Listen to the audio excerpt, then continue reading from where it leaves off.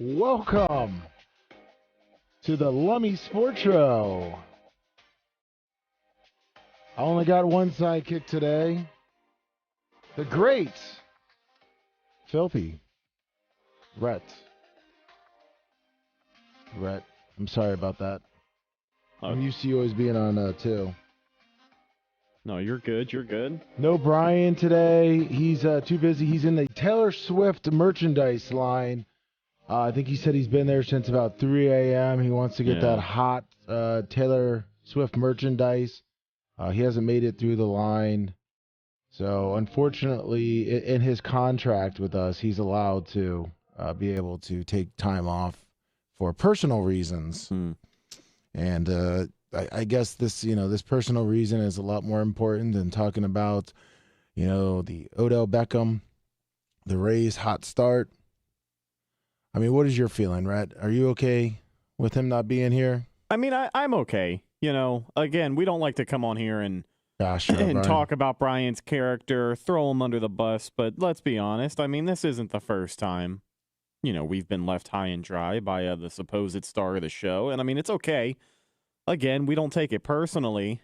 You just got to show up and do your job sometimes. And, Taylor Swift is a big deal, especially Taylor Swift merchandise, as we get a $20 super chat from Brian from Philly, the great Brian from Philly. Thank you, Brian from Philly. For some reason, my chat is not wanting to show on my screen right now as I'm scrambling to wonder. It was there, and now it's gone. Oh, there we go. Thank you, Brian from Philly. Yeah, shout out Brian from Philly. An extra $20 for the for the Taylor Swift merch fund. Yeah, 813-90-BUBBA, 813-90 Bubba. If you guys want to call in and chat with the big dogs here, anything from the USF, the USF. I don't know why I said that, but the USF starts this weekend. I know Brendan the Quad called in on the after show. I'm sure he's ramped up. He's probably already masturbated 3 times thinking of the USFL starting. Baseball's on point. The NFL.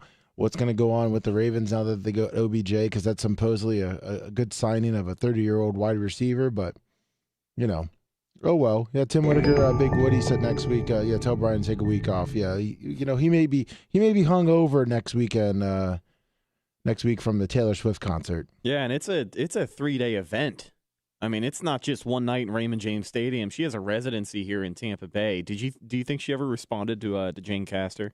I have not heard anything about that big, and she's got what, 1 day? Because tomorrow, I think the concert starts tomorrow. I mean, I know she only plays a concert at night. I assume she'll be busy during the day. I don't know. I mean, I realistically, I think Taylor Swift probably thinks it's pretty pathetic. I mean, what do you think? Oh, I can be the honorary mayor and I get a key? How many keys have you guys given away in your time? That is true. That is true. It doesn't feel like the only key we've given away here in even this calendar year. Feels like we gave one away like a month or 2 ago to someone I don't even remember. Yeah, well, exactly. The gestures by the other cities were way cooler. Like changing the name of a road. Yes. Putting up a big ass sign on your welcome to Vegas. Like that was cool. That was cool. And let's be honest. A lot of those gestures probably took a little bit more money. Are you sure? They probably took a little bit more cash to make happen than Jane Castor just opening up that old box in the office there. Well, you forgot that I believe they are going to light the old City Hall up in red, I think it is, or whatever her color of her tour is. They're going to light City Hall up. So you got to remember. Are they going to do that to the old SunTrust building too, I assume? Yeah, they didn't announce that part. They just announced at the old City Hall. Not even good enough for downtown billing. No, I think they're probably going to keep that big lightning bolts up there. It probably costs too much money for have them just put red up there. Yeah. I mean, I'm looking right now. Update here seems like she has not accepted the invitation. Yeah. Okay. Well, good luck, Taylor Swift. Good luck, Brian, in your T-shirt line, if that's what you're really doing, or maybe you just have a appointment to be a lawyer. But I'm going to stick with the Taylor Swift talk. Before we get into like the sports show and we start talking about some of the stuff that's happened around the NFL, I did want to show some love to the Tampa Tarpons. I know we didn't get a chance to talk about that on the sports show. We covered it on the main show, but Friday night was a good time. Yes, it was. A lot of good baseball, too, and that team being pretty much a whole brand-new team up from the rookie ball that they won last year. I feel like it was actually really fun. I know they lost, but it was a good time. It was funny because, like I was joking around a couple of times, if you were a baseball fan, it was a great game. Like a lot of runs, you know what I mean? A lot of scoring.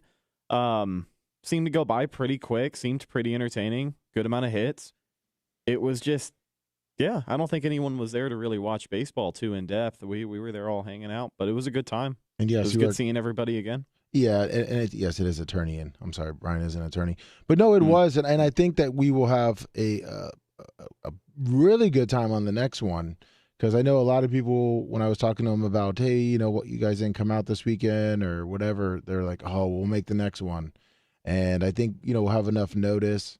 They wanted to open the top. I want to do a little batting practice, that they talked about. Now, Brett, how would you think you'd fare in the batting practice?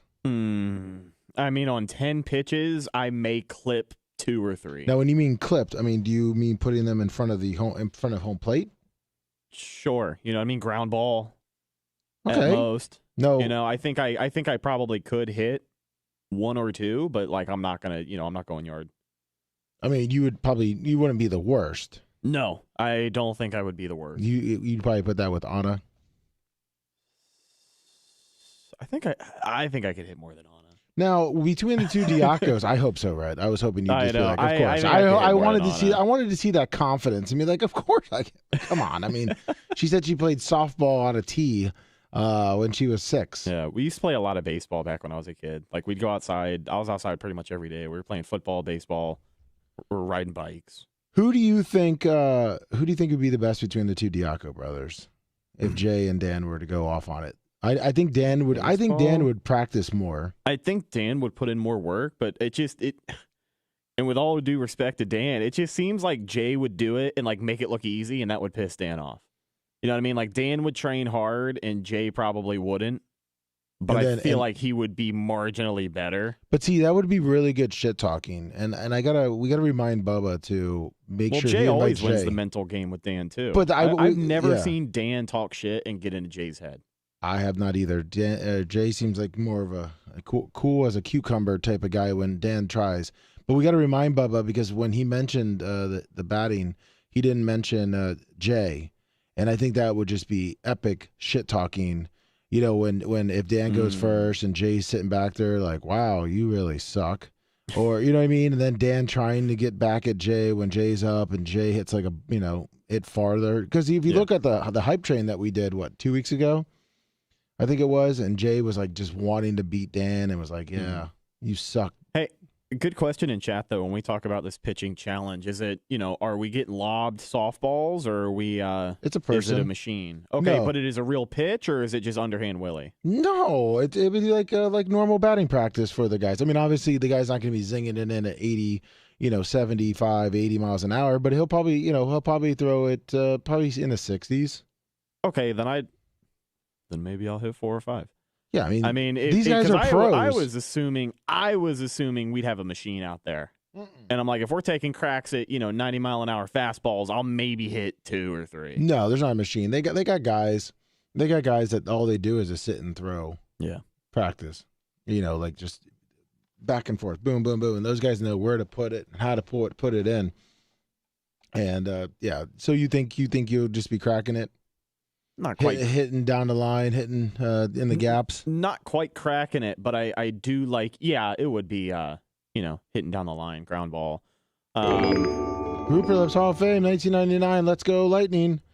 Let's go Bolts, man. He technically said let's go Avs because he's a big Colorado Avalanche mark. Have you been? Now you kept up with the Lightning, obviously through the year, but now here down this playoff stretch. What's your opinion? I mean, are you in agreement with me, or do you think they're just kind of playing like shit? I think they're just resting everyone. The guys have kind of been like, all right, look, we got there's no point to just, bust our ass, risk an injury. I got to say, did you watch the game last night? No, I did not. So it was rough last night because, again, they really rallied at the very end. Like, it was crunch time. They had to go in there, go to work. It was a 6-on-4 power play that they were able to score on one point because they pulled Vazzy with like 3 minutes left to go in the game. They were down 1 goal. Actually, they didn't score on that power play. Excuse me. They scored leading up to that. It was Sergachev.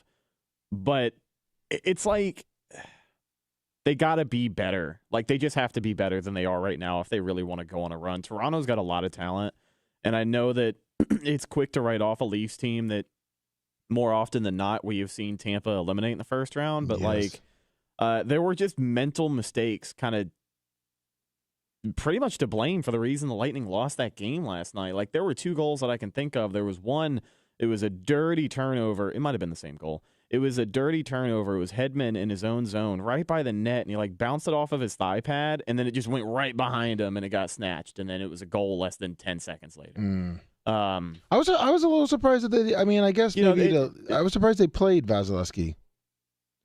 Yeah, I thought they would rest them against. I mean, obviously they're going to be playing them in the playoffs here. But maybe he wanted to play just to see. I feel like, honestly, a lot of players on the team may have looked at a game like this as something to set the tone for the series, because even last night it was physical. Like, it was a pretty rough and tough game. I mean, guys were getting checked left and right down the stretch there in the third period. It was like the game was getting stopped every minute and a half, or someone getting knocked on his ass. You know what it reminds me of then? Because I didn't obviously see it, but I'm hoping from what you're saying. It was last year, I believe, against the Panthers.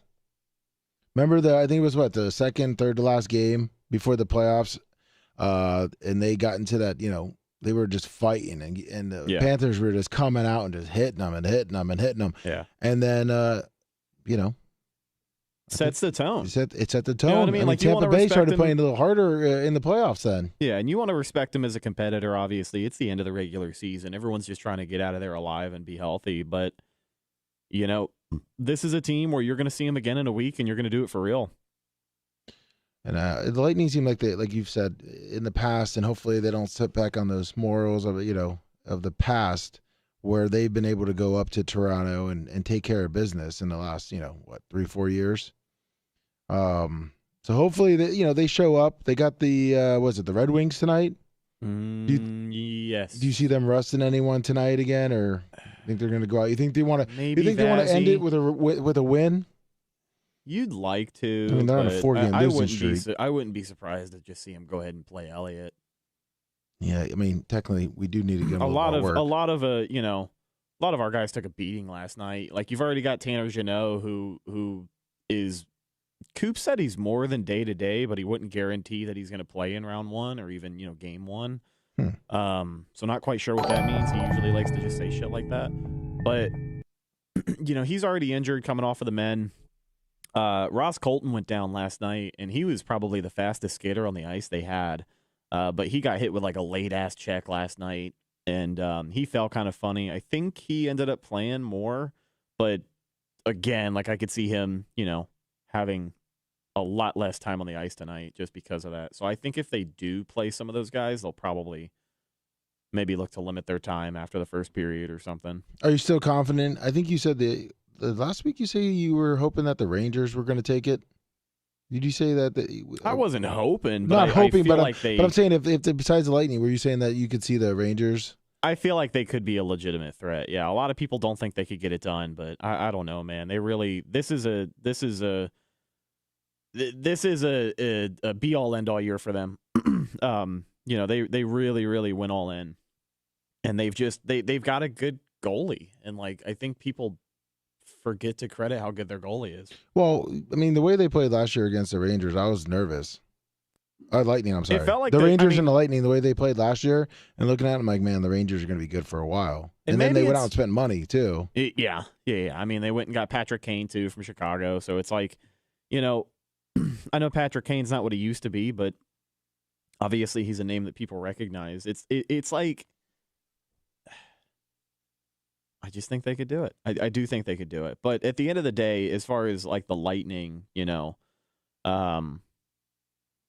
they are tired. You heard Pat Maroon say it himself, and I think maybe that's why that series against New York seemed so rough last year, because the Avs made them look silly, and everyone's like, oh, well, this team's just tired, no one's played more hockey, and like, we'll say that time and time again, but I don't know. I guess we'll just have to see what kind of shape. Exactly. I mean, hopefully, with what's this, a fourth straight year now?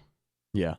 I mean, hopefully they've kind of understood now after 3 years and how they need to kind of maybe prepare either a little differently or take a little more time off, you know what I mean? Rest up the body. Hopefully they figured it out after 3 years. Also, shout out Steven Stamkos, our captain, for 1,000 career games. Played game 1,002 last night. I think it was his first home game since the milestone, so they gave him this big fancy silver stick that he played with. Nice. Yeah. I never thought he would actually make it his whole career with, well, I mean, obviously his career's not over, but I didn't think he would actually make it this long with the Lightning. I remember it was pretty close. What was it, 2016 with Toronto? Yeah, when he was going to be going up there, going home, as they call it. Yeah, exactly. And, he's made them their bitch every year since then, which is pretty funny. But I hope he retires in Tampa. I mean, he's already the greatest Bolt of all time. Has to be, right? Back to back. 100%. He's your captain. I know a lot of people. I remember there was one guy who reported that he left the bubble in 2020. You remember that? Yes. He came back, scored that goal, which basically changed the pace of that series. It seemingly felt like the team just woke up after that. When he got off the bench and pretty much shot it from his knee. I mean, fucking ripped it immediately. It was the first hockey he had played in how long? I remember watching that going, oh, fuck yeah, let's go. Yeah. There's Stamkos coming off the bench, gets in, and then, like you said, the whole team, it seemed like it sparked something like, this motherfucker hasn't been playing. This is his first time. He's going to come out and, okay, we can fucking score. If this guy can fucking score coming right off, we can do it. Yeah. I mean, the model of consistency. This is his, I believe, his 6th NHL season with 30-plus goals. He's going to wrap up. I think he's got 39 or almost 40 this year. And it seems like for a while there, thought he was, and a lot of people did too, if you listen on the media, that he was kind of, slowing down in his career. He was getting older. Right. People kind of thought the injuries were going to catch up with him. I want to say, is he going to be the same player? Look, the good thing Brian's not here, because I would have said, I think 3 years ago, that 2 or 3 years ago, Brian was kind of saying that when I think Stamkos got hurt and Bubba talked to him about it, and he's like, yeah, he's in his 30s and that's blah, blah, blah, and it might be time to move on from Stamkos. He's past his prime. That's why he's in Tampa. But then Brian would be like, go find me the fucking audio. I never said that stuff, blah, blah, blah. And then next thing I know, I'm looking through, a year worth of audio like I was going to be able to find it. I mean, it's not that easy to just, search audio of when Brian talks shit about Stamkos. But like you said, he's 33. How many years do you think he has left? I mean, if he really wants to get after it, probably a good 4 or 5. Really? If he stays in shape, stays away from injury, yeah. I'm trying to look up his stats for this year. Usually they have the little sports track thing. This computer's running slow too. It's like running my computer. You said you got 2 people in chat backing you up. Brian did say that. He probably heard it on ESPN. He probably did. He probably heard it from Barry Melrose when Barry Melrose was still there. Barry Melrose, what a joke of a... With his fucking suits. Oh, how old were you when he was the coach here? Oh, Jesus, dude. He said Stamkos would never pan out. What year was that? What, when he was drafted? Shit. Stamkos? 2008? Yeah, it was like 07, 08. I was 11. Oh, so you probably don't remember when he came out and said, the Lightning want me to play him from day one. He should be in the minors. He isn't good enough to play. No, I was not here. I didn't listen to that. I did listen live, though, to his interview on 97X with Fisher and Boy. Oh, really? Fisher and Boy? Yeah, I remember that. I remember it was like right after they had drafted him. I think it was that week he went and did an interview with 97X. Interesting. Yeah. And I'm looking at the goals here. He has 34. 34. Okay. Not quite as much as I thought, but, for a guy who's as old as he is. 42 last year. Yeah, come on. I mean, that's pretty good. Being 32, playing since you were 18, 515 goals for his career. He's had what? 1, 2, a couple years of injuries. He was a monster 2011, 2012. He had like 60 that year. Yeah. I just hope that the Boston Brewers get there. I hope they lose in the first round. The Boston Brewers. Boston Bruins to the Islanders, but I don't really see that happening. I mean, who fucking knows? It's hockey. anything can happen. Boston, did they lose last night? I know they were playing Chicago last night. No, they did not lose. When I was looking at the standings, they 3-1. They got a 7-game winning streak. They're going into the playoffs hot. Yeah, and we are not. And so is Edmonton. They're on an 8-game winning streak. And those are the things that as a gambler too, that I always look at and see which teams are going in hot and which ones are not. So I may be putting some money on the Bruins for the first round because it's looking pretty good. But 813-90-BUBBA, 813-90-BUBBA. Another thing, too, I know it's a lot of local. The Rays and baseball. Well, okay. I was going to say, do we want to get into Rays and baseball before we talk about the Bucks and football? Because I wanted to get your opinion on that. I mean, we could talk about the Rays. You know, they've been kicking ass, then taking names, making history, 11-0. Kicked the shit out of Boston. Everyone said they hadn't played any real teams, even though Boston's been a bad team. They're almost 500, though. That first game was 1-0. And everyone was like, yeah, but they can't put up runs. And then the next night, just a fucking clinic. I mean, their run differential at this point in the season is like plus 50. Plus 63 right now. Holy shit. That's crazy. Plus 63. And they're like, okay, listen. All right. I'm a little annoyed, and listen, I know it's April. I mean, they're a fucking machine. Listen, I know it's April. I've been a Rays fan since they've started. And listen, and I've been a baseball fan ever since I can remember. And I know April, teams get hot. Players get hot. I remember, reading Sports Illustrated when I was in middle school. This guy right now, he's got 15 home runs, and he's on a, way to, I think it was Glenn Hill.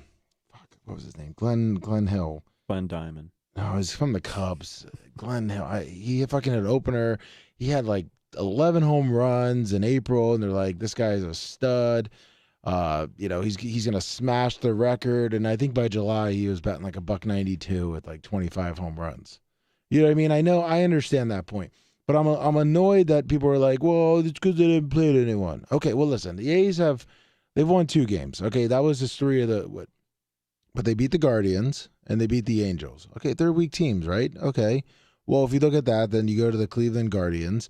They're 7-5. Okay. So if you looked at the record right now, so that means that the A's have 1 win against the Guardians. Well, they have no wins against the Rays, so the Rays took care of business. That's the point of baseball, right?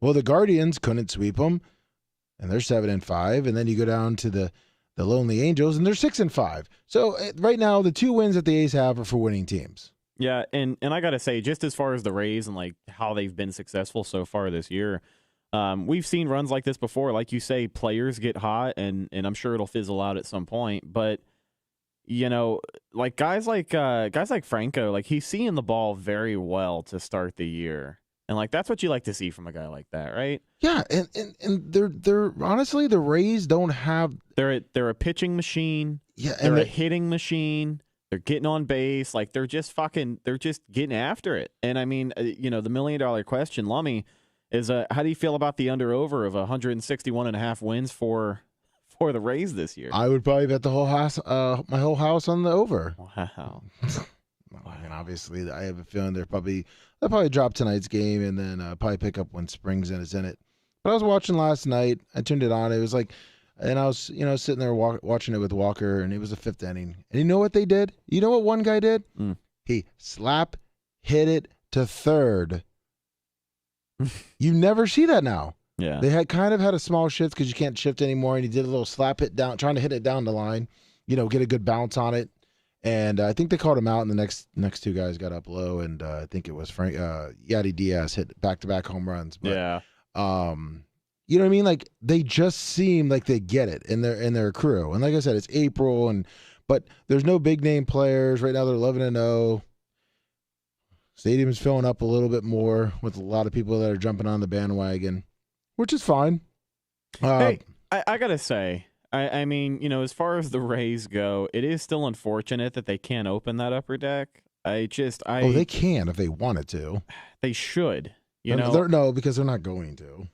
Because you can't see it on TV, so they'd rather have the whole bowl filled, and then all the standing room in the outfield now. Yeah, I don't know. I mean, I know people are showing up to games, and just like Big Woody came on here and said, it's you put a winning product on the field, that's what happens. But yeah, I mean, I'm glad to see more people going to the games. But once that fire runs out, they won't be there then. But I mean, hopefully they can kind of keep consistent with the hitting, because the one thing with the Rays for I would say the last couple years is their offense has been shit.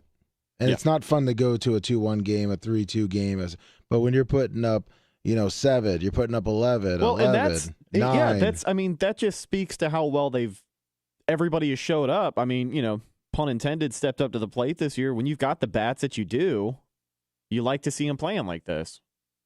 Well, yeah, I mean, right now, if you're looking at it, everyone, 1, 2, 3, 4, 5, 6 players are batting over 300, which you normally don't see. You got a couple other guys that are in the 200 mark. You got, we got 29 home runs right now in 11 games, and we're not known for being a power hitting team.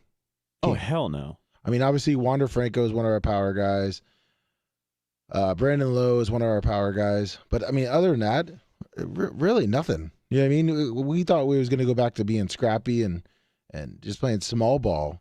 Yeah. But, our pitching staff is unbelievable. Yeah. And we can get Glasnow back, too, and he comes back to form.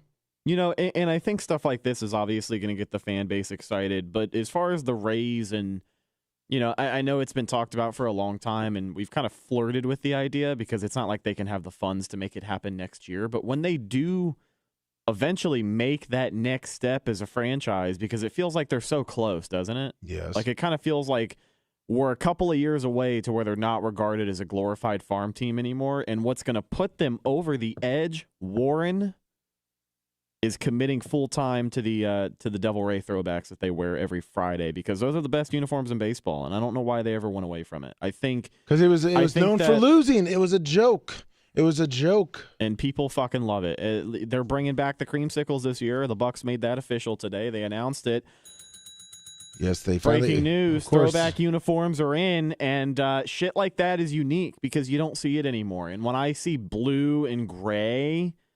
I don't know. Right, you're too young, but growing up a Rays fan, you wore that purple and black, that neon. I wore and the it was green, a joke. Yeah, I wore the green and white. Thank you. I see that. So that's the 2000s. I kind of like those uniforms. That was a Lou Piniella era, you can call it. Hal McRae, Lou Piniella. But yeah, it was a joke. What was the name of that? What was the name of that shortstop that died? Oh, on the 05 team, Soto. 05 team. Yeah, he was our shortstop in 05. That was the first year I started going to Rays games.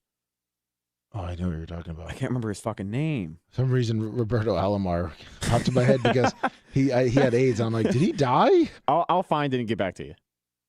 I know what you're talking about, though. Yeah, that 05 team, man, I thought they were going to make the playoffs. That was an exciting year. That's my first year ever owning. Julio Lugo. Oh, he didn't die during the season. He died now. Okay. No, but he has since passed away. Yeah, we got Julio Lugo in the trade from Houston. Angels?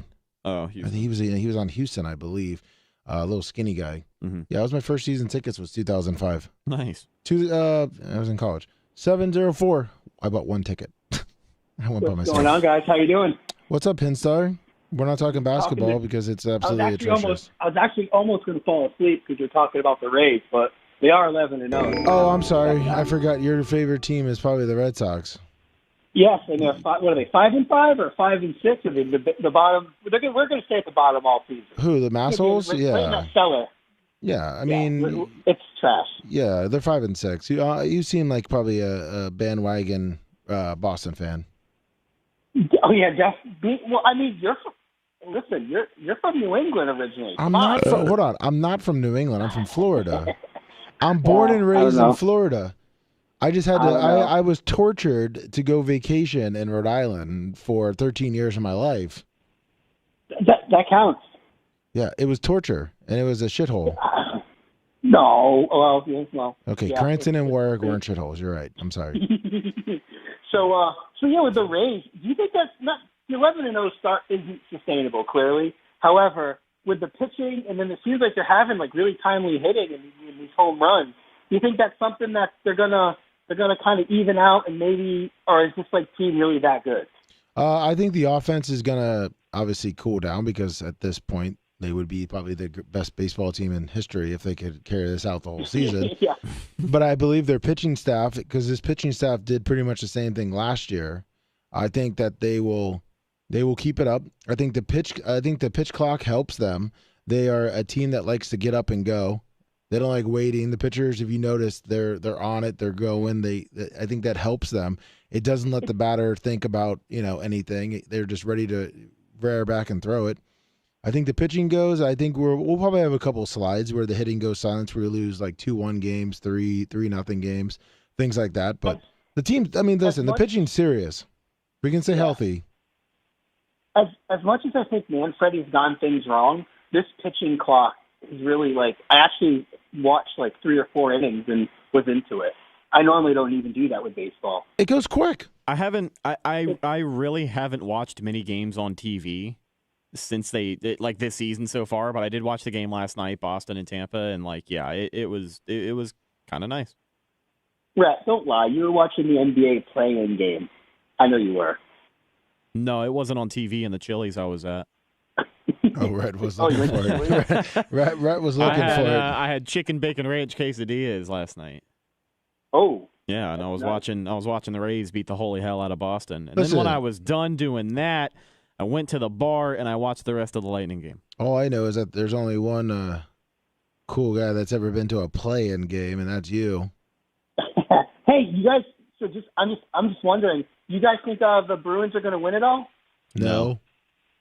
You really don't? Why? Aren't they right now one of the greatest teams in NHL history? Well, and I said it last week. I'll say it again. Where the fuck have I seen that before? Yeah, I think a couple years ago. 4 or 5 years ago? Who beat them? The Blackhawks, right? The Columbus? Was it Columbus? Oh, that's right. It was fucking Columbus. Yeah, it was. 3-1, wasn't it? 3-1? I'm thinking the Blackhawks. The fucking Stanley Cup the year before, I think. Hockey's one of the few sports where you could be the 8th seed and you can go on and win the Stanley Cup, or you can go beat the number 1. And so I don't really trust this. I don't really trust this Bruins team. The hockey playoffs, I'm really getting excited for it. I think it's going to be good. Oh yeah. Oh, you're actually a hockey fan? I just figured you'd watch stupid sports like basketball and tennis. Well, tennis is on right now. I'm watching Holger Rune face Dominic Thiem right now in the Monte Carlo Masters 1000. It's a good match, actually. Wow, that sounds pretty exciting for your Wednesday afternoon. I mean, hey, gotta do something right now. We're in a recession. Real estate market's tanking, man. Not here in Florida, but you're up in the Carolinas, so. Yeah, it's the hottest. It's the hottest market in history down here, buddy. Yeah, and I want to ask you too about since you're a big Cam Newton mark. Do you think Cam Newton can actually really start for a team right now? Do you believe his hype? No, I don't. His decision making, his accuracy. He can throw the deep long ball. His decision making, and if he doesn't have a good line, but even if he has a good line, it's just he holds on to the ball too long, and then he just blames everyone but himself. You better get ready for that Carolina Cam reunion to come around once again, because I have a feeling that if he does go anywhere, that would be the one team dumb enough to sign him. No, man, they're not. They've moved the page from them, man. That new coaching staff. I don't believe it. Dude, there's no. I don't know what I could. I know you remember when they butt fucked him on his way out of the organization, and then they brought him back. Yeah. Hey, listen. Sometimes you got to go back for seconds. Yeah, and sometimes you had to go back for third when every team thinks you're a joke, and they don't want to bring you on. And the Carolina has Andy Dalton. I don't know, man.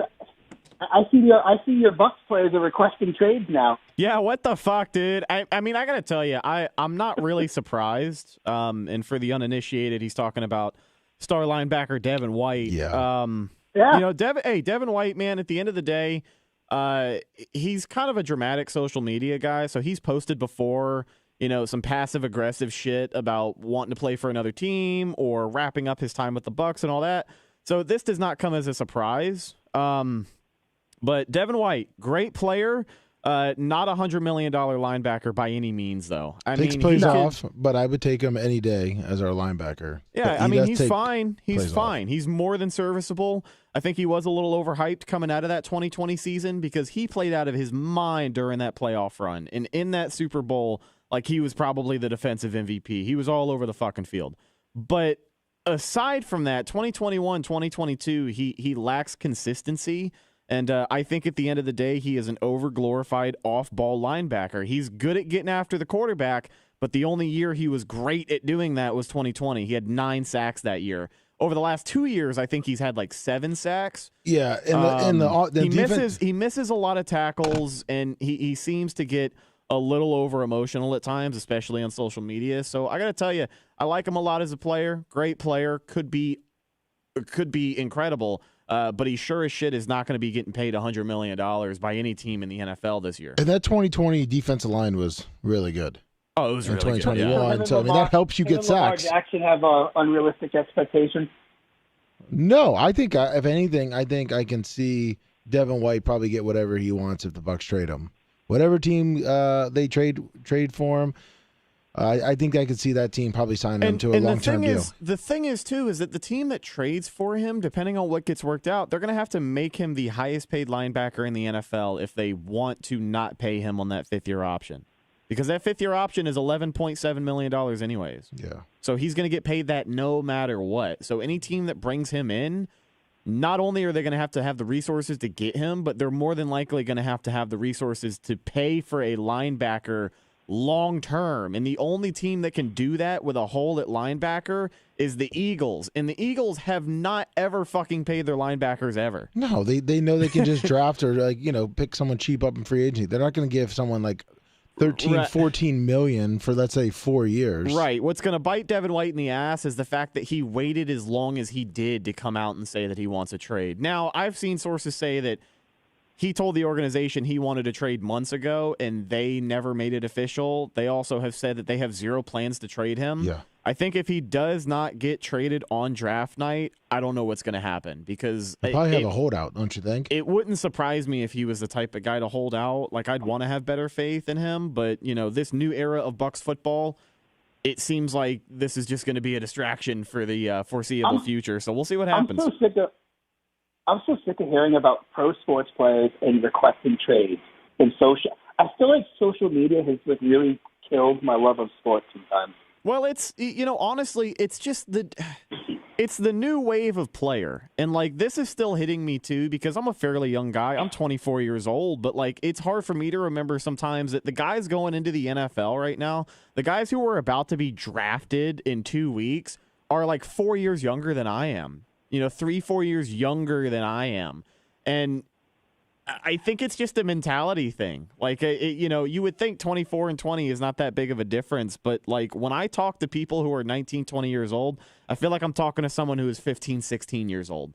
And that's how I feel when I talk to Lummy. It's a new mentality of player. And guys are obviously going to want to get the most that they can. This is how they make a living. I'm not against players getting paid, but I think the more dramatic players that have come out in recent years is just because of an uptick of some of these young players who have had different life experiences, I guess. It's just a mentality thing, it seems like. Yeah, you have to think now how, and by the way, sorry, fuck yourself.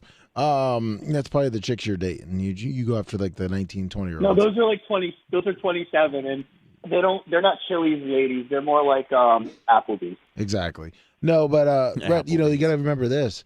With that deal and them getting paid, openly in college now, it totally changes their mentality. Hey, different sport, but that one girl from LSU basketball, they asked her about the WNBA draft, and she's like, no, I'm going to go back and play at LSU for one more year because I'm making more money now in college than a lot of these full-time starters in the WNBA. Why the fuck would I go do that right now? Exactly. That's exactly what she said. And that's the difference. And you got to think with the, obviously, still with the NCAA and the NIL, they're going to go to the NFL. But their mentality is way different.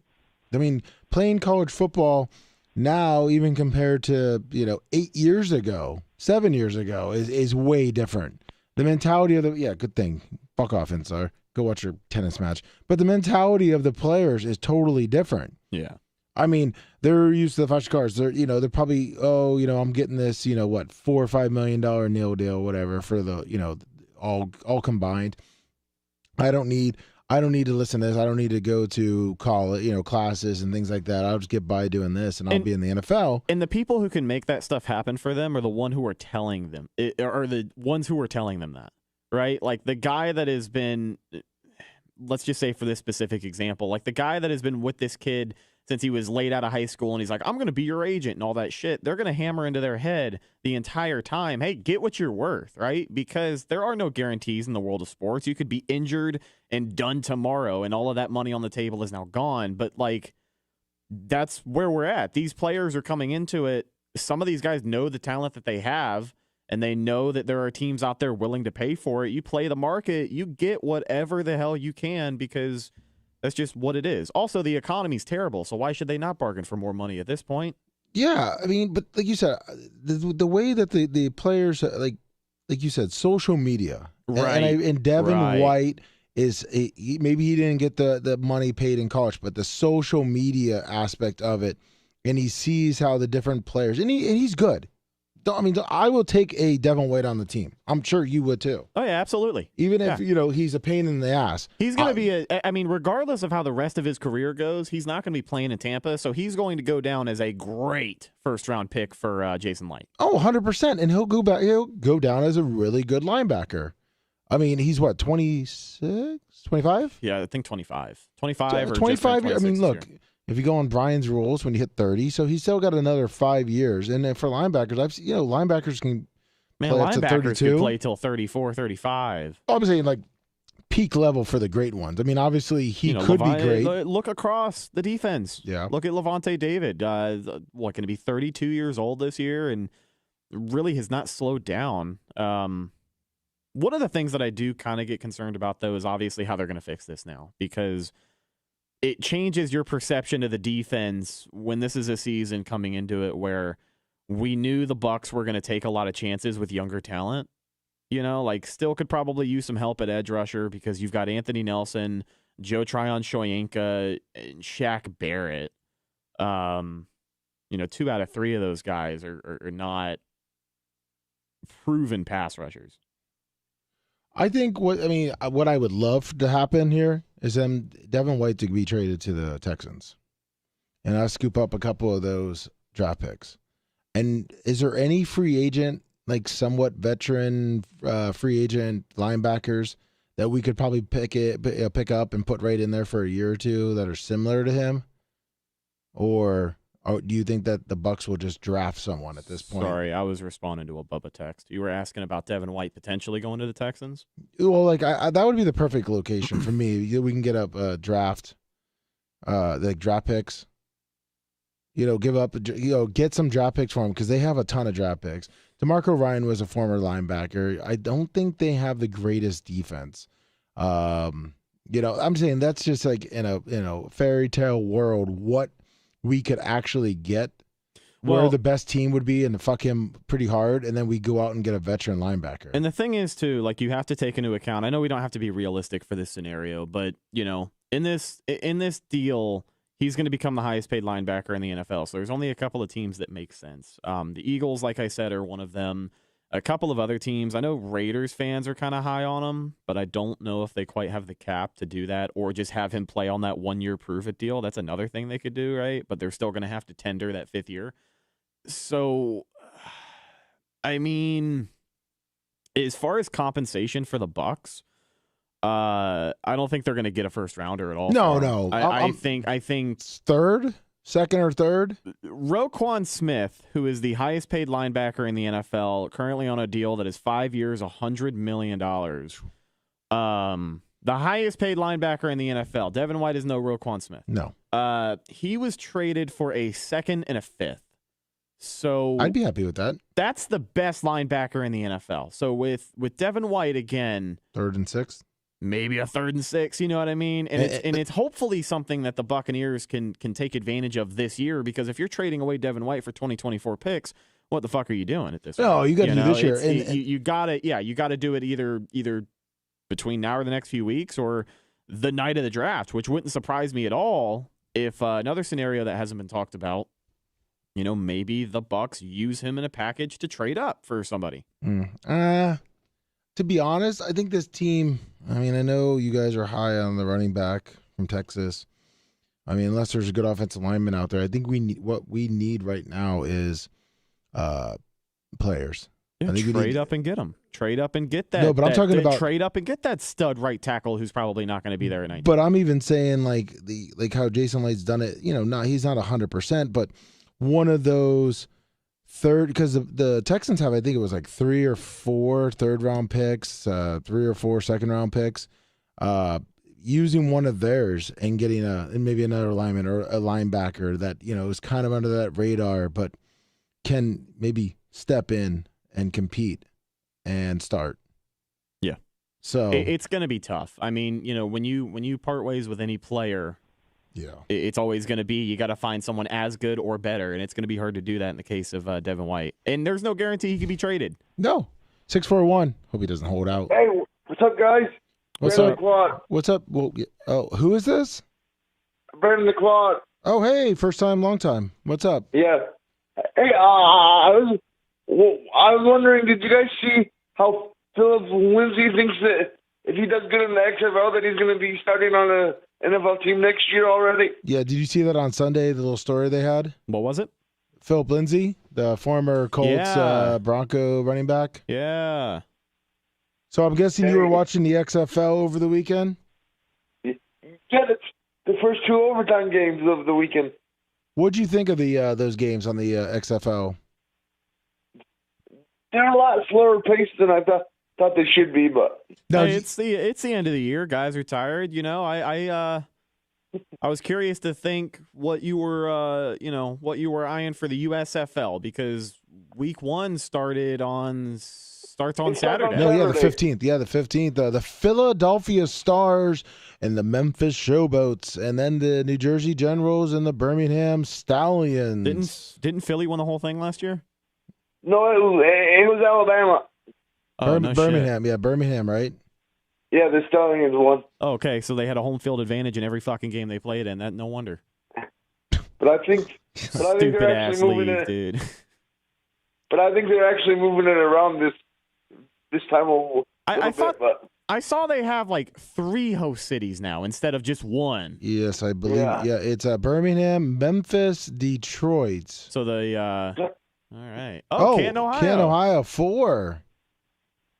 Oh, yeah, great. I'm glad that Tampa Bay. Who gives a shit? I'm glad we lost our team. I'm sorry, you mean the Memphis Showboats? That's the new and improved Tampa Bay Bandits. Yeah. But we all know that I'm going to be bored after about a game and a half, and then I'm going to just say screw it, not watch any of that. You know, Brandon, anyway. I know you bring up a good point, because you know what? As Red said, that these XFL players got a little slower because it's the end of the season. But I'm going to tell you something. Week 1 through week 3, when I was watching a little bit of it with Walker, thinking this has got to get better, it was actually very disappointing on the lack of offense that they had. It was pretty bad. And I was like, man, hold on. You're the stats guru up there with the computer. Can you look up the stats leaders from last year's USFL team? So yeah. Jordan Teamu last year led passing yards with 2,014 and 14 touchdowns. He led the league in passing yards and touchdowns. That's actually Tampa Bay Bandits legend Jordan Teamu, if I'm not mistaken. But yes, but now he is now in Memphis. He is now a Memphis Showboat, but that's a Bandits legend. And then rushing yards 596, and yeah.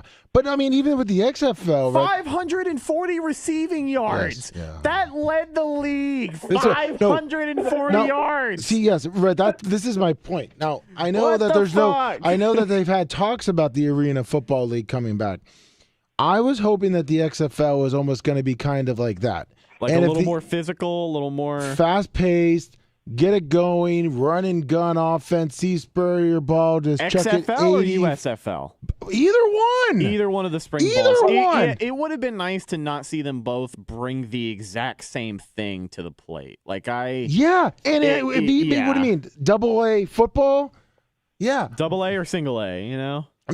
Listen, I was hoping that, okay, the USFL, they were trying to be legitimate football, and it was horrible.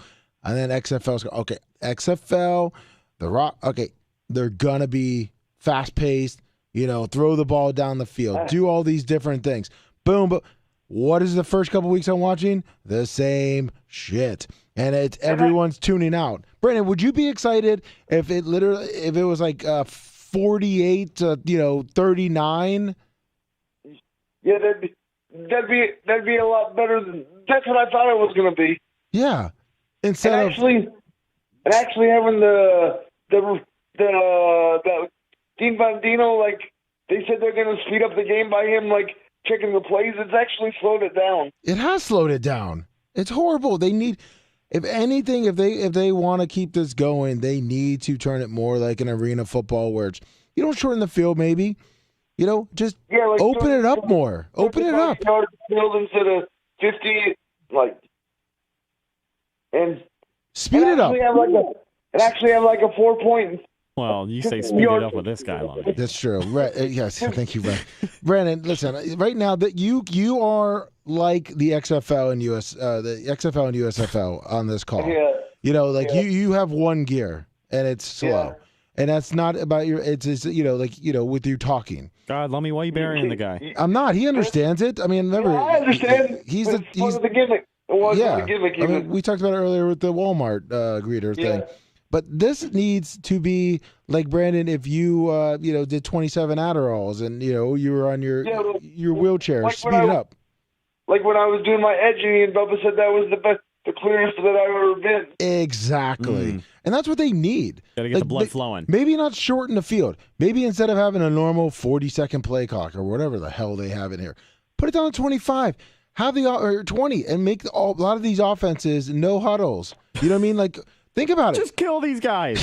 Listen, Rhett. Just work you want to play the game? Just work them to death. Rhett, do you want to be a professional athlete or not?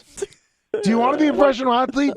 They do it in college. They do it. There's a lot of college teams that have no huddle and even like Brandon the Quad said, they're piping in the plays, blah blah blah. So let me ask you. You get the quarterback running up. You fucking call the play. You get up to the ball. Let me ask you this though. In your logic, Lummy, I do see a flaw because if you're asking for them to speed the game up, but you're also asking for better offense. You think a bunch of guys that are fucking gassed for 75% of the game are going to go out there and give you better offense? Yeah, you call it get in shape. All right, like, if you can do it in college, I've seen those Big 12 teams.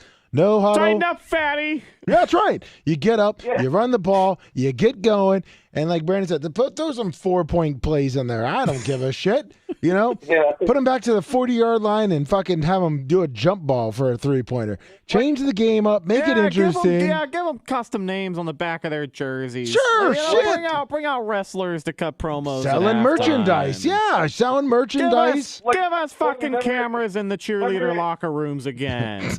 Remember in the NBA Jam when you could do all the codes and like have certain spots on the floor and you could have like a 20-point basket? Yeah, let's not get that crazy. I remember NBA Jam, you could fucking light the ball on fire. He's on fire. Start lighting the ball on fire in the third quarter. And let's do that. Make him run the 2-minute drill with a football that's on fucking fire. Brett, listen, that's the best thing ever. If they want to go for a 4-point extra point, you pour gasoline all over the football and you light it on fire. And if it's good to go, then it's boom. You get 4 points. And you can do that once a game. You don't even have to snap the ball. You just place it. You just place it down on the ground, and then someone picks it up and has to run it in. Hold on, that'd be a badass extra point though. If you wanted a 2-point extra point, the ball's on fire. The long snapper snaps it back to the kicker, and they kick it on the ball's lit on fire. Just the fucking. It's just a regular PAT with a ball that's on fire. And then you get someone like a blitz that can do like pyrotechnics. So when the ball lands over, the fire lights these fireworks up for the fucking 2 extra points. I would tune into that shit all day long. Like have Kane come out and do his hand gimmick when somebody scored a touchdown. Exactly. Hey, I don't know what The Rock's thinking. I don't know what these guys are thinking. We need more pro wrestling in our spring football. Brad, that's pro wrestling. Speeding up the game and making it fun to watch. You turn bigger a 3 hits, bigger hits. No, okay, you don't need bigger hits. Listen, we don't need bigger hits and bigger tits. We just need a faster paced game. Keep it up. I mean, shit. I mean, at this point, why don't you just go down to like 9? Make it a 9-on-9 game. I mean, less players, more scoring. Instead of 15. Yeah, and you know what they should do too to get fans involved? You know what? Have a fucking drawing. Have a fan play. Yeah, well, have a drawing pregame, and at halftime, if you just use bringing a guy off of the bench. Yeah, listen, no. You got a guy from the stands, right? Or a woman, a man or woman, whatever. You get a person from the stands, and you have a drawing at the beginning of the game. Bring them down at halftime. You know, the team, if they use the player that they brought in to kick or have any part of the game, they get an extra point. Now, if they kick an extra point with this guy, and it's all random, then they get extra points. So it could come down. It could be a 2-point game, and they need an extra point to tie it up, or they could go for the 2-point, or it's a 1-point game. Yeah, they could go for the win. They could bring in Joe Blow from Section 304. Yeah, they could get Rhett to come in and kick a field goal. Like, come on. You know that people would be showing up to the games and be like, this is going to be my shot. And you know that you have people in there. That would be pretty fucking awesome. It would be. And then they're like, we're going to put Joe Blow in on 3rd and 9. And if he gets, and so what you do can they play whatever position? Like, yeah. Could they come in and play quarterback? Or he gets come in one and play wide receiver? unless you think he's good. Yeah. So if you use that guy, right, you get no matter how long the play is, you get an automatic like 10 yards. So if you're like 3rd and 9 and you just hand him off as a running back and he just runs up but he gets smoked, right? 10 yards, first down. Bullshit, because they'd be pulling people out of the stands the whole game. No, you do one guy, Brett. Home team, one guy. Use it as a lifeline. They only get one guy. And even if you don't use them, you get penalized 3 points. So you have to use them in some way. Can you imagine? It's like the half-court shot. Yeah. At halftime of the NBA game. Exactly, and it's the last half of football. You don't do the first half. They get chosen. They get their pads set up, all this other stuff, sign some waivers, yada, yada, yada, and throw them in there the 3rd and 4th quarter. I mean, even if we would pick Brendan the Quad. Okay, Brendan the Quad would even qualify for this. He could get up there, and he could roll around with the ball, and if they wanted to tackle him, they could tackle him. Listen, Rhett, I'm telling you right now, you motherfucker would be watching that on Saturday if you knew that was going to happen. Balls on fire, fans playing the game, multiple scoring, and games only last like 2.5 hours instead of like 3.5 hours. They used to have a TV show that was all of that exact same thing. I think it was called like Pro versus Joe. Yeah, see? Yeah, it was. And guess what? It only lasted like 6 episodes. No, that thing lasted for like 6-7 years. You want to make a bet? It might have been the reruns. No. I bet you it was on TV for a long time. I don't know if they made that many seasons. Oh, you want to make a bet? I don't want to make any bet. We're not allowed to bet on the We're not betting. show. I mean, betting in fairness. It's Monopoly money. Yeah, Monopoly money. Brover shows. Right. Let's see. I'll just type in that. I'm going to say 4 years. I think 4 seasons. I'm gonna say 2. I'll say 5. 5 seasons. You saw that, you son of a bitch. You were just on it to 1 season, you cocksucker. Nope. Look at that right there. They had, the Petroris guy who does Pac-12 football, whatever, Papadikidis. He was seasons 1 through 3. And then you had Jay Glazer and Michael Strahan, season 4 and 5. I used to watch that show a lot in seasons 1, 2, and 3, always, because I was in 2006. Ran from 2008 to 2010. No, 2006. Oh, my bad. Because I remember that's when I was somewhat in shape and playing football, thinking I could get on there. Oh, you were going to get on the show? Yeah, and blow up. I mean, they had Bo Jackson. They had Bill Romanowski. Bill Goldberg. Dennis Rodman. Yeah, that was season 1. Kevin Green. Season 1, they had a couple decent guys. Herschel Walker. Yeah, there's some studs on the show. There was one guy. I think it was Herschel Walker. It was the first season that they were not taking shit from no one. Like the guys were like, oh, juke this guy out, and he got pissed off. I can't believe you guys only thought this ran for 1 season. Oh, they had the all-star teams, too. So Goldberg and Kevin Green. Yeah. Lummy, did you ever think about doing the American Ninja Warrior? Fuck no. I did, dude. When I was like 12 years old, I'm like, I could do all that shit. Fuck no. I wanted to do it so bad when I was a kid. Who was it? I'm trying to see. There was one. I always wanted to be on American Gladiators, but then I figured I couldn't run up that ramp. I couldn't even get through the ramp, let alone the. Bro, what were you gonna do? Wheelchair around? Stop. They could have very easily just made him a gladiator. Just put some tank armor on him, and he just rolls around as a tank. Oh God, no! They just put him up at the top with the ball shooter. Yeah. He just sits up there. He's got his little Miller Lite, and he's just drinking Miller Lite, and he's laughing the whole time. What would his? Oh, they had like Hawk and like Lightning. It was Bolt. It was like Hawk and Thunder, Boulder. Yeah, Nitro too. Nitro. Yeah, you'd have to think of your own name, Brandon, because which probably wouldn't even be allowed these days. Wheels. He's Wheels, dude. He's Wheels. Yeah, I'm hell on wheels. Hell on Wheels. That's perfect, dude. Oh, you already thought of your name. Perfect. He's been thinking about this for a long time. And then I wear a Bubba Army shirt the whole time. I tell him I only come to work in Bubba Army shirt.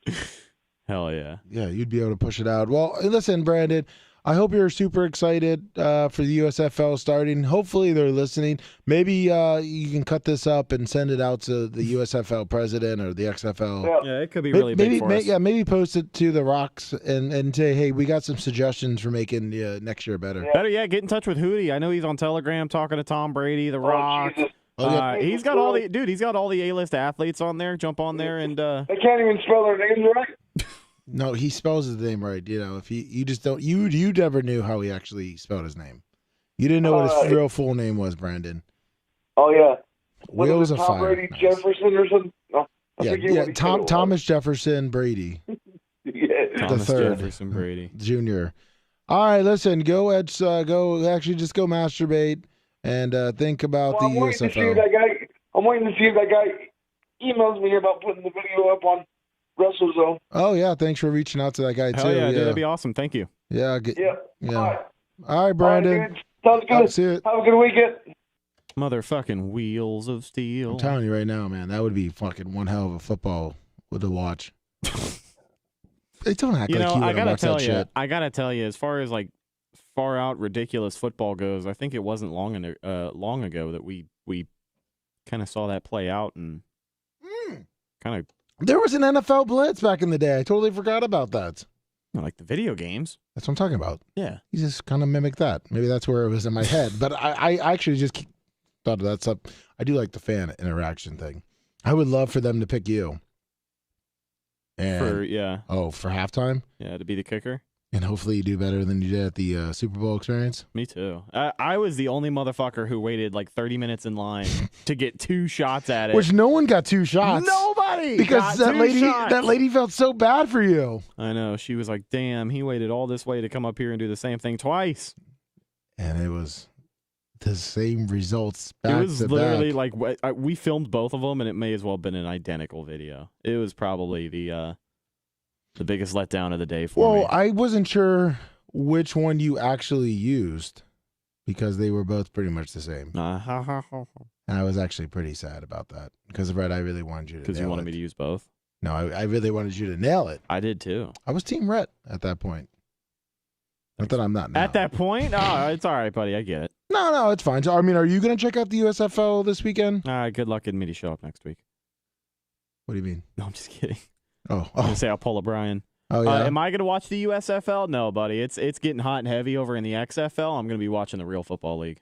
Is it playoff time or? We're getting there. I think it's like the last or second to last week of regular season. Oh, so I mean, you're pretty invested right now. It's a playoff hunt. You know what I mean? I think only 2 teams have clinched. Still got 3 more spots to fill, if I'm not mistaken. Oh, wow. I'm glad that I really don't give a shit about that.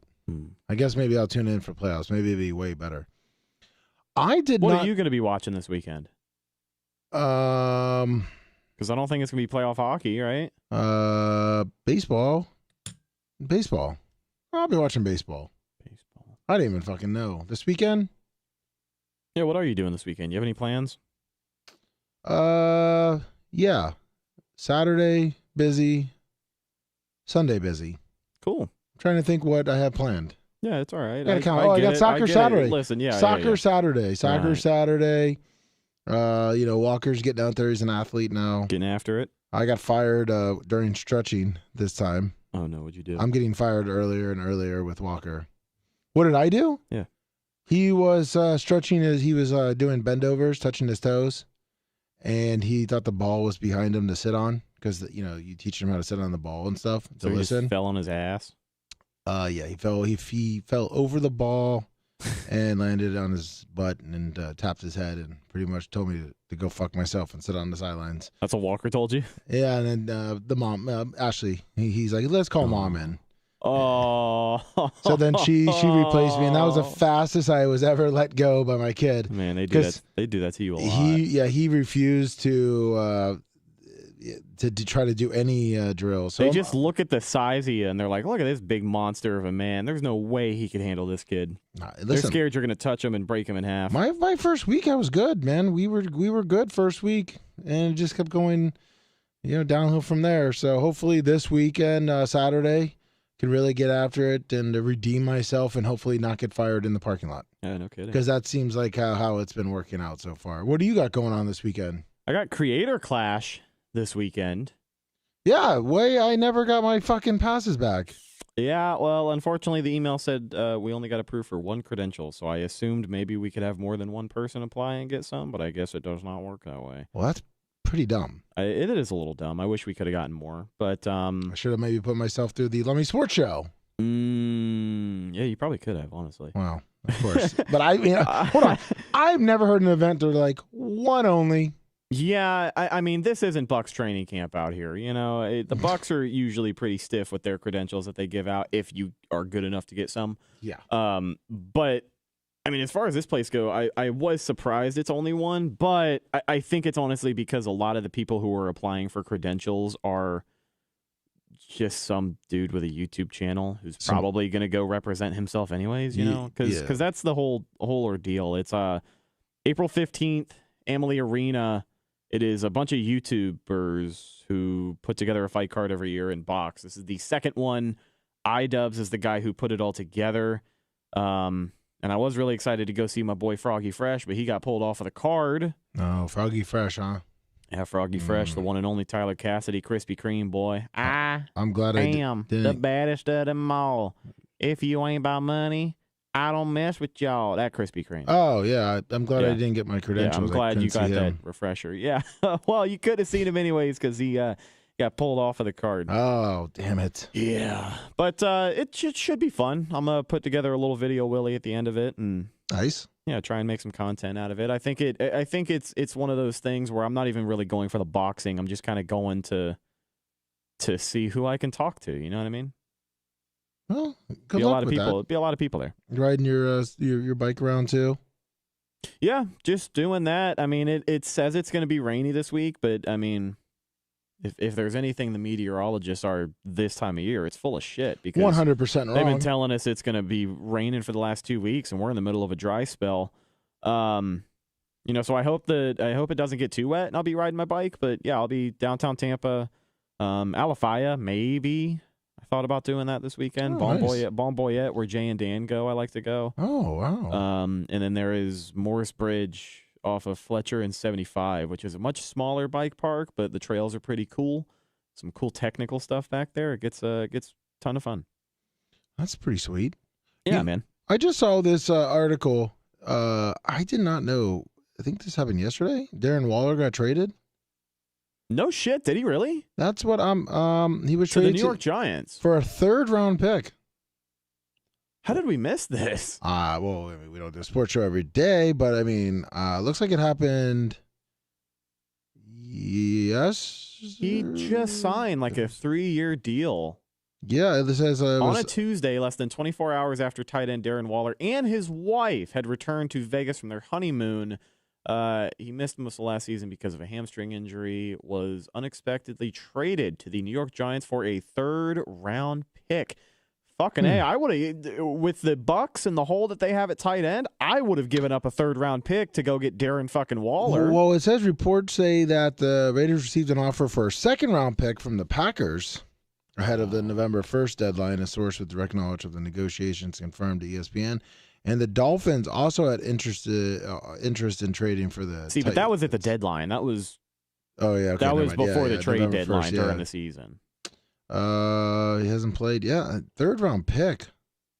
And 3 years. I mean, the injury, I can understand why it would be a 3rd round pick, but Cade Otton is not a sure thing for the Bucs, and that's really who we have at tight end. So yeah, that would have been a pretty decent move. Everyone said it was weeks ago. Well, you know what, guys? No, it was not. Well, that's what they said. But guess what? There was an article, and we're not up on Raiders Giants football. Sorry, we're into baseball and shit like that. So yeah, I guess it happened. But you know what? Jesus Christ, man! I was also out of the loop, and I'm on Twitter all day, every day. Like that's what 99% of my phone notifications are. Yeah, well, did you hear Russell Wilson got traded to the Broncos? Yeah, yeah. I mean, fuck it. Did you hear Aaron Rodgers intends to play for the Jets in 2023? No, I did not hear that. Really? Yeah, breaking news. You better let Bubba know. Oh, sorry, guys. Well, guess he what? Might be tore up. People have asked, what do we think about OBJ going to the Ravens? And I say a 30-year-old wide receiver. And then Brian's world, if he was here, tell you that he's over the hill. I was hoping for the little purple call before we got to this point of the show, but I mean, I guess that'll subdue Lamar for a season. These guys are doing Instagram lives with each other and, flirting on social media as you do. But I still think in the back of his mind beyond next year, he doesn't really want to be a Raven. Like, I just... Yeah, I mean, how do you bounce back from that? Especially if you're looking about money. How do you not pay Lamar what he is worth, but you go pay a guy who had an ACL injury and then proceeded to not play at all the following season? How do you pay that guy $17 million? And he's 30. He's 30 years old. 30 years old. I mean, he's OBJ, but he hasn't done shit. Like, he had that one great game in the Super Bowl, but when they post highlights of this guy, they're all from 2016 because that was the last year he did anything at all. Like, again, had a little bit of a second win with the Rams, had a really good first half of the Super Bowl, tore his ACL, took a year off. I don't know, man. I've never been the biggest OBJ fan. A lot of guys that take a year off you got Gronk, and he took 7 weeks? Gronk when he retired? Yeah, and came back. Dude, it was like 2-3 years. I know, but when he came back, he still needed 7-8 weeks to get. Oh yeah, to get like in game. That's what I'm saying. Yeah, I know he took a year off. Gronk here's the thing though, is that Gronk is a tight end, much bigger. Yes. Not nearly as athletic. Doesn't run the same routes OBJ. Doesn't run the same routes, and he's not a guy that participates in off-season workouts. So I mean, maybe OBJ's been working out this whole time, and he can really supersell a team on how he's kept himself busy. But I mean, his last full year was 2019 with Cleveland, and when he got 1,035 yards for 4 TDs. Let's see, 2020 he played 7. He had 319 yards, and then obviously 2021 combined 537 yards in 14 games. Yeah. So. I don't know. That seems like you just said it's a lot of money. It's a lot of money to pay an ailing wide receiver, and like obviously the Ravens are a team that needed a wide receiver. Like I don't think he's going to be a bad number 1 for them, but it's not like they had an astounding wide receiver room already. And I'm not sure how the Ravens thought that was going to be the move to secure Lamar, but I don't know. I know he's showing face. I know he's showing face on social media, but I still think he wants to get the hell out of there. I think he wants to get out of there because, I mean, how many years does OBJ have? And if he's not happy in Baltimore, he's going to be stuck there.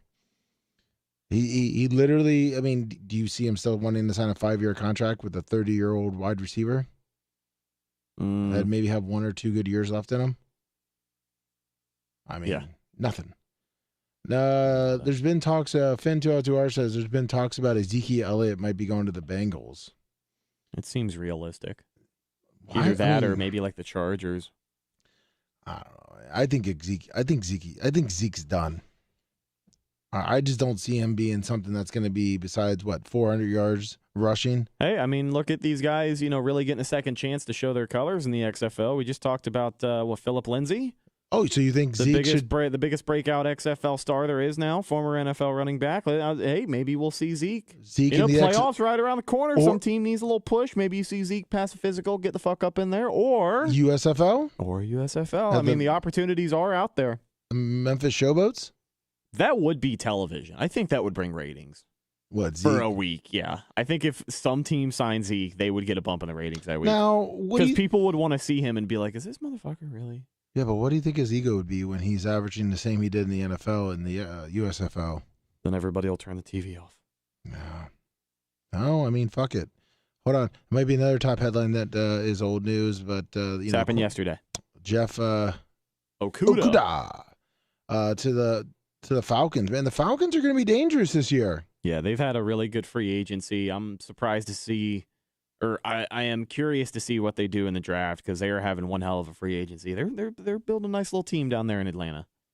And I think they have all their draft picks, correct?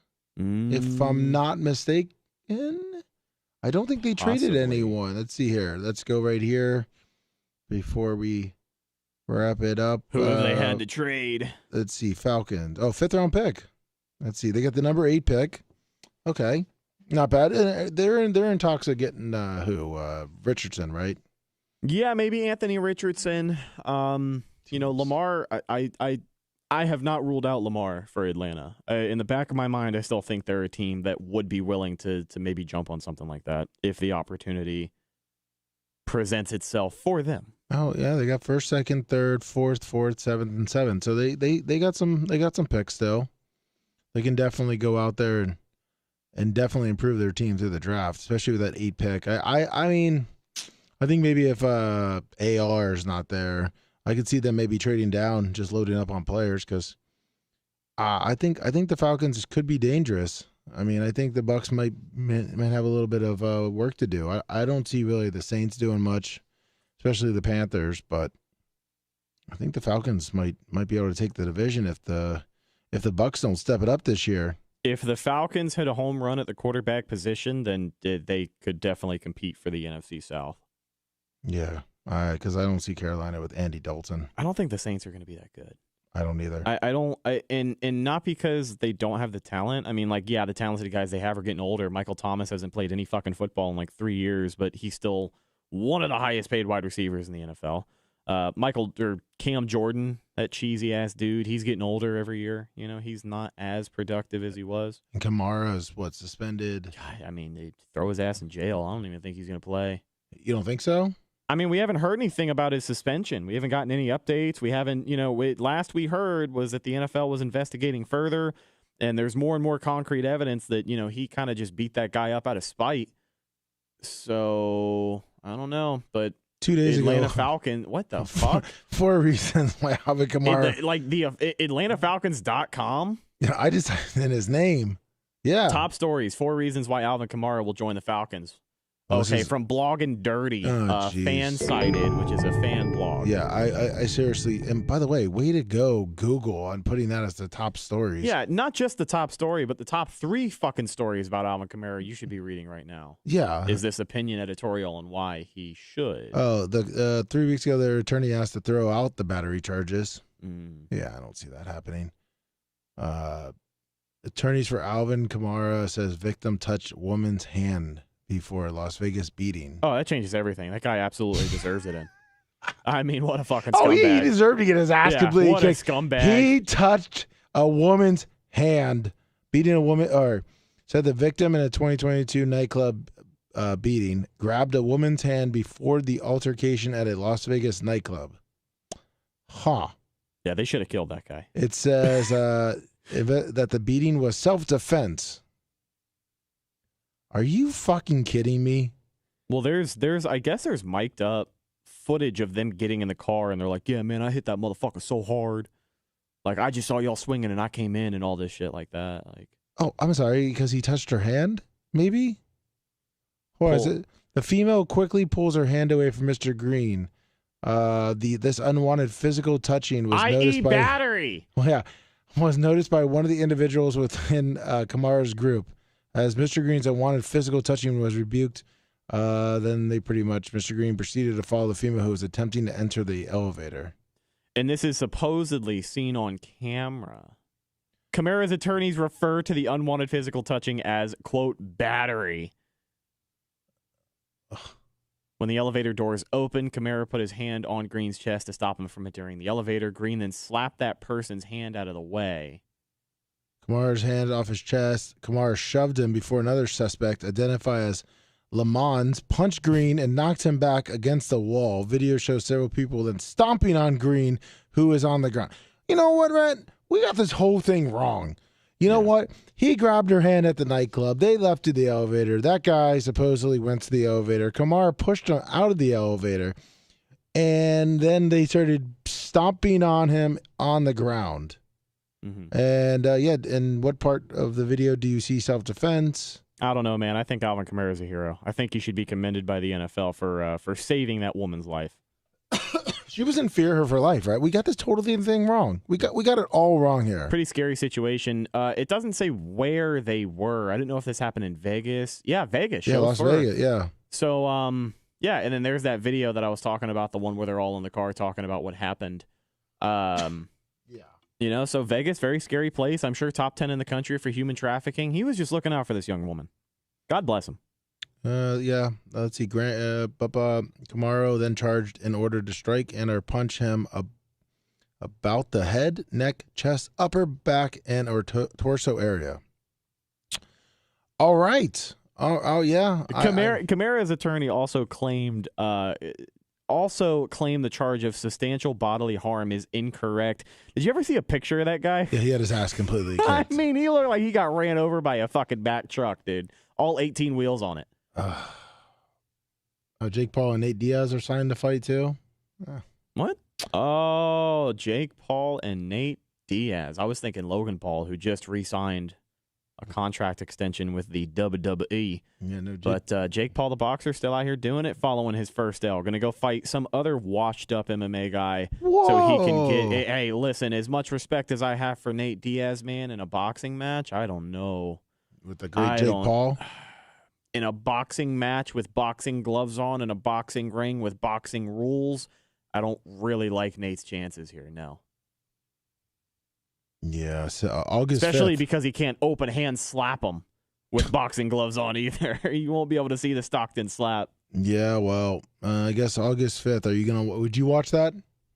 I'd stream it for free somewhere. I wouldn't pay for it. Oh, there you go. Yeah. That makes sense. Me too. Hey, speaking of streaming for free, did you see the prices for Sunday Ticket this year? No. Don't ruin my... Hold on, I almost have to read this to you. I have it here. I know you're playing the music, you're playing us off, but I have it right here. YouTube TV announced the prices for NFL Sunday Ticket. YouTube TV subscribers, $3.49 a season. $2.49 if you purchase before June 6th, and $3.89 if you bundle with Red Zone. $389 fucking dollars a season to watch 16 weeks of NFL Red Zone and have Sunday Ticket and watch out-of-market games. Isn't that just preposterous? Looks like I will not be having the NFL Sunday Ticket this year. Yeah, looks like I'm going to be a big Buff Streams connoisseur this year. Maybe you can hang out with Hootie and go to Hooters. Watch it there. Duke's Brewhouse. Yeah, Duke's Brewhouse. You're right. He won't get me there. He's been kicked out. That's right. True. Banned for life. Thank you, everyone, for tuning in to the Lummy Sports Show. Mine is Brian, but with the great Rhett. Thank you, Rhett. Thank you, Lummy. And don't forget, we are live tomorrow. Rumble.com, The Bubba Army. Kick.com, The Bubba Army. And for all your Bubba Army merch, don't forget to go to Bubba Army shop, Bubba Army store, BubbaArmyMerch.com. Thank you, everyone. We will see you next week, and we will see you tomorrow morning, 6 a.m. on Rumble and Kick. Thank you.